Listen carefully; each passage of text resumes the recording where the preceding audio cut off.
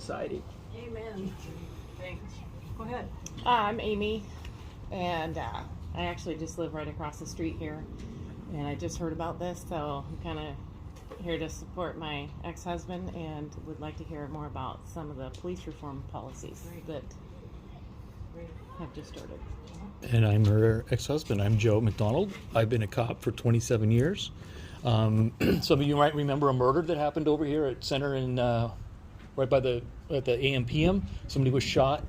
I was on containment there, and after an hour of containment, I saw a person that matched the description almost to a T. I was able to detain him, and the arrest was made.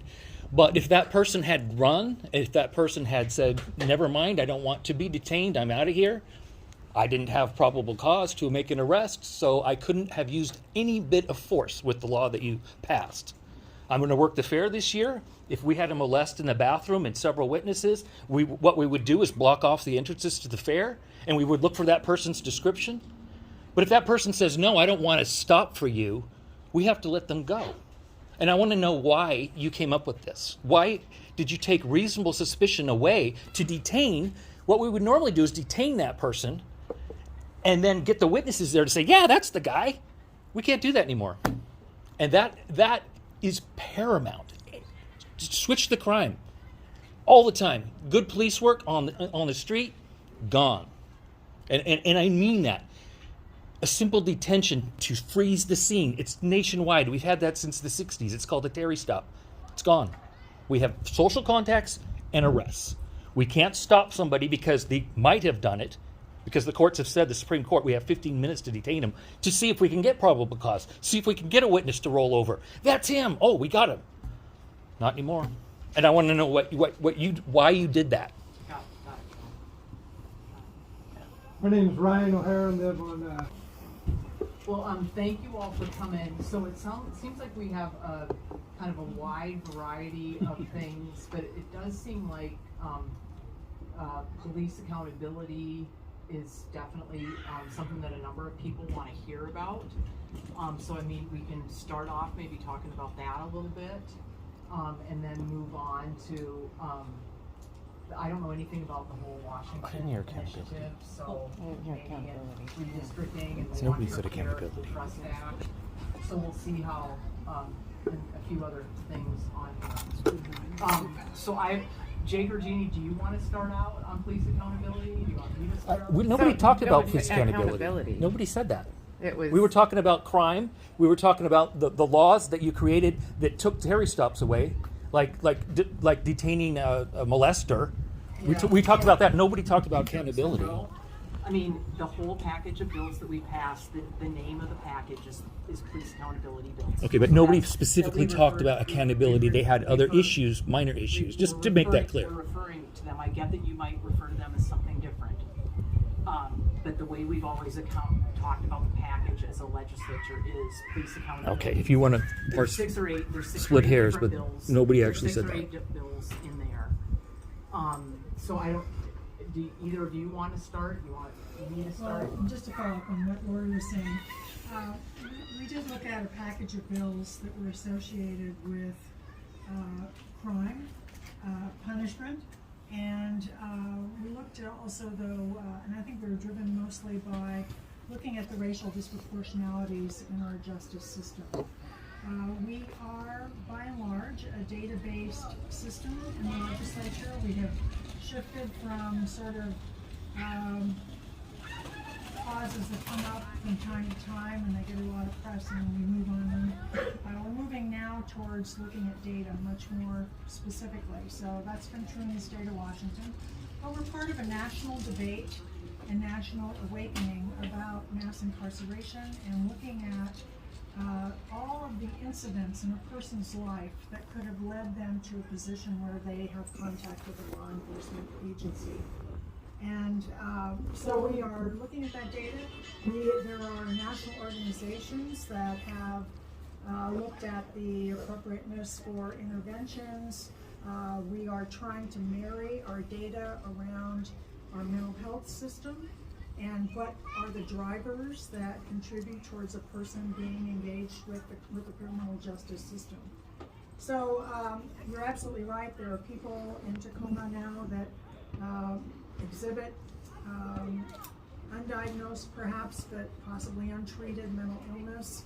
And that intersection between public safety and the treatment for people and availability for people in our communities are really, really real challenges that we have. I come out of the nonprofit sector, and this issue of mental health services is common to every nonprofit organization in our community. Whether you're a food bank or a homeless shelter, or you are providing services to children, unresolved mental illness is pervasive in our community. So we have been addressing that end of the debate as well. So we have implemented these laws that are geared towards creating new resources, whether it's mental health resources in the community, creating more diversion processes so that people don't have to go into the local jails or prisons, and to try to serve them in such a way that we know scientifically can bring them to self-sustainability. We are moving from a punishment model to a treatment model in our community. So that's where most of those bills are directing towards building a better community by improving public safety and by improving public trust and accessibility to services that will help a person to be housed, help a person to be fed, help a person to receive treatment programs. So it's a package deal. It's not just the one side of it where we're taking away the rights of law enforcement. It's also providing tools to law enforcement, providing partnerships with nonprofit organizations, with mental health and hospital associations across our communities, so that we can deal with the problems in a more holistic and humane way than just housing someone else in prison. And I think, Joe, the bill that you're referring to is 1310. It just went into effect, I think, on the 25th. Yeah, And, right, Sunday. and that is a bill that is about limiting the types of use of force that police officers can use, and requiring that officers have to use reasonable care in determining whether or not they use force. And then there's another bill that pairs with it that bans use of chokeholds and some other uses of force. Well, it banned all sorts of force. It banned Yeah. light force, even if we're detaining somebody, which is the one that concerns me. If somebody I think committed a crime, say in there, or at the bathroom at the fair, that's gone. I can't lightly detain them anymore. What 1310, I don't have the bill in front of me, but 1310 provides kind of a list of exceptions about when force can be used. So for example, one that I remember for sure is a threat to an officer, another person, or the person who's being sought to be detained. An imminent threat to one of those three groups would allow a use of force to be used. And then there's like 4 or 5 other categories. But it doesn't include the other. It doesn't include the scenarios that I gave. The homicide or the molest. Well, it depends, right? No. It does. It depends on whether or not it fits into one of the categories. No, that's for of pursuit. exception. Only a vehicle pursuit. We cannot use force unless we have probable cause. Correct. And if we don't have probable cause, we can't even detain them. We used to be able to freeze the scene for 15 minutes, the court said, and we could even hold them there. We could handcuff them and really hold them, so we could get a witness over and say, that's him, then we could take him to jail. Yeah. We can't do that anymore. So you have to have probable cause. For folks who aren't lawyerly about this, probable cause means you have to have a featherweight of evidence that it happened more than that it didn't. Well, it's Something that's reasonable cause is a suspicion. So you have to have more than a suspicion. You don't have to have a high level of proof. You have to have a featherweight proof. I think that the whole package that we passed. I think there's starting to be a lot of feedback on these bills now that they're taking effect. And I think the chair of the committee and some of the leadership group that worked on these bills with lots of law enforcement organizations of parents who've had children killed in police custody, a very diverse group of folks are starting to re-meet again to look now that the bills are taking effect. Are there things that we need to do next year to address issues that may or may not have been raised or addressed in the bill? One of them has to do with whether or not law enforcement officers can use force to detain somebody who's civilly committable. Right? They can go out and to any call at all. But the question is, what kind of force might be used? And the whole point and the intent of that had to really do with the amount of force that was being used disproportionately on especially people of color and a lot disproportionately black members of our community. Somebody mentioned wanting to be safe in their home. Everybody wants that. Breonna Taylor wanted that. Like everybody wants that. So everybody is looking at this idea of safety in their home, safety in their community from different lenses. And so we're working hard to try and balance those lenses. If the bills that we've passed don't appropriately or don't quite balance them, we have lots of big pieces of legislation that we do that we go back in. We look at what's working and what's not working with them, and then we try and tighten them up, readjust them to make them work. But the whole point of these measures was to create some more proportionality in terms of who law enforcement engages with and what kind of force they use for whom. Well, I'll be done, but Justice Committee of Pierce County, where we meet with several of the sheriffs, the sheriff and several of the police chiefs, prosecutors, defense bar, Mary Robnett, a prosecutor, is the convener of that committee. So last week we did have a meeting, and the use of force issue was the primary topic. And I want you to certainly hear what Lori just said about we don't ever purport as legislators. You have to remember there are 147 of us, and we don't purport to know everything about every topic.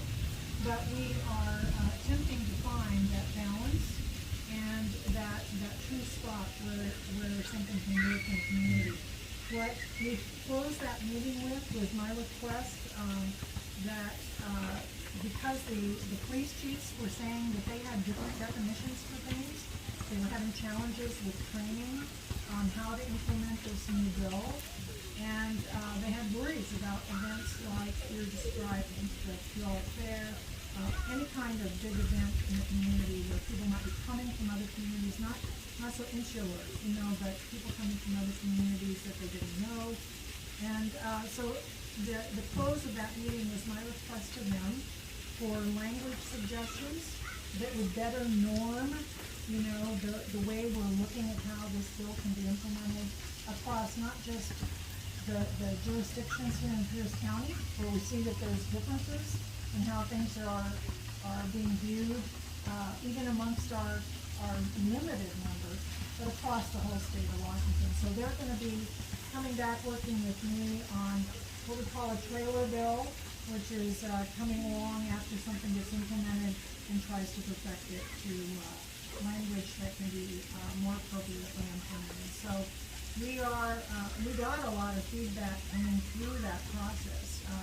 Don't get me wrong, but we are undoubtedly, like with many other topics, going to be having follow-up bills to address some of those issues. So if you work in a jurisdiction now, I would really encourage you to talk to the folks that do policy development in your jurisdiction and express your challenges, and that'll float up to that law and justice committee. I'll be done. I don't want to overtake this thing, but just so everybody knows, lay people, a description of somebody, even if they match it pretty much to a T, is not probable cause.